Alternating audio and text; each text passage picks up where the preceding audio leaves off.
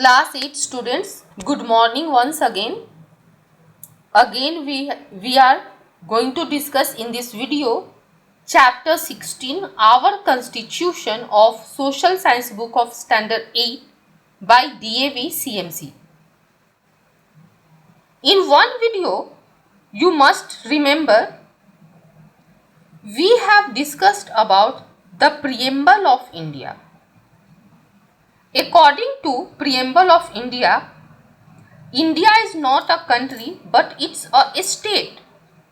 India is a sovereign, socialist, secular, democratic republic. What does it mean? These 5 words? Today we shall start with these 5 words. We are going to discuss page number 189 and page number 190 today. You must remember last time we discussed about privy purse. According to our constitution, India is a sovereign, socialist, secular and democratic republic. First thing, sovereign. Sovereign means free from any external control. Our country has its own rule, its own government. We are not controlled by any foreign country or any foreign body. For example, before 15th August 1947, we were controlled by the British government. But now we have own rule or own government, means we are sovereign.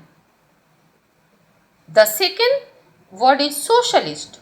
India is a socialist state, means socialism is our national goal.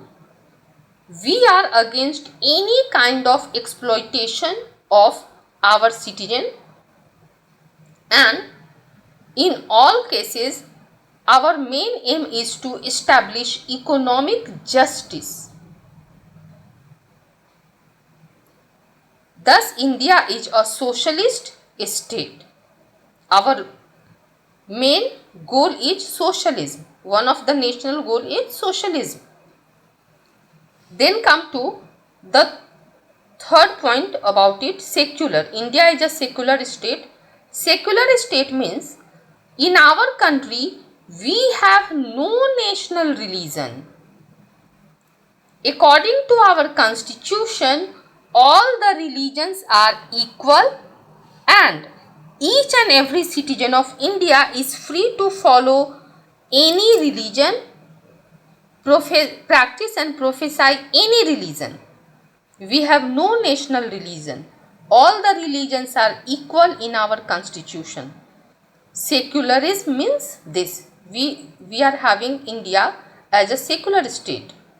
The third thing is democratic. India is a democratic state, means we follow democracy in our country.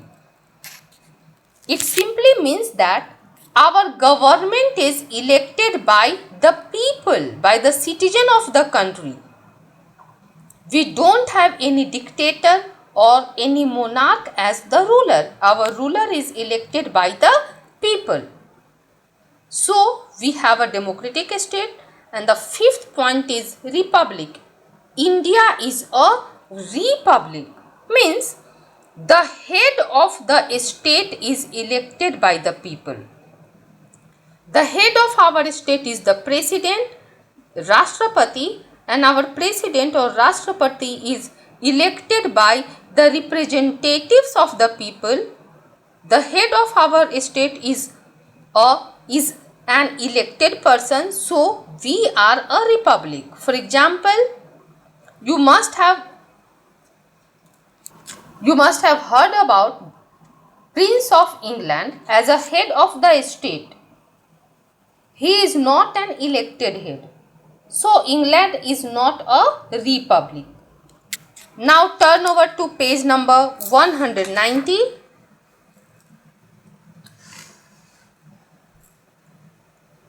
Parliamentary form of government.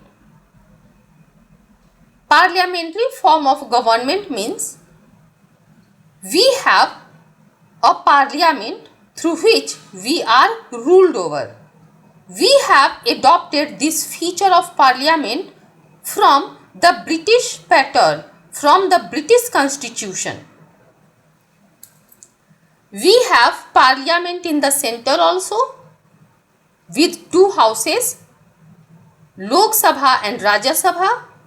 In states also, we have a state legislative assembly, and in bigger state, we have councils also. So, either with a state legislative assembly or council, we have parliamentary form of government in states also, and with parliament with Rajya Sabha and Lok Sabha, we have parliamentary form of government in center also. The head of our state is the president. As president is indirectly elected, he is not elected by the people directly by casting vote.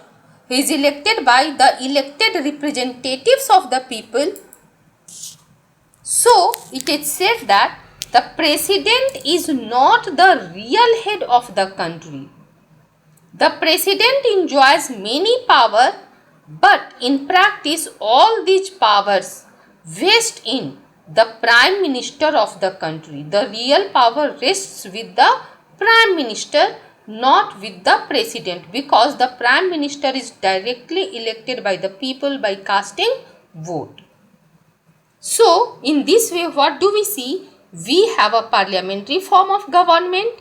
We are ruled over by the parliament of our country, which is elected by the people.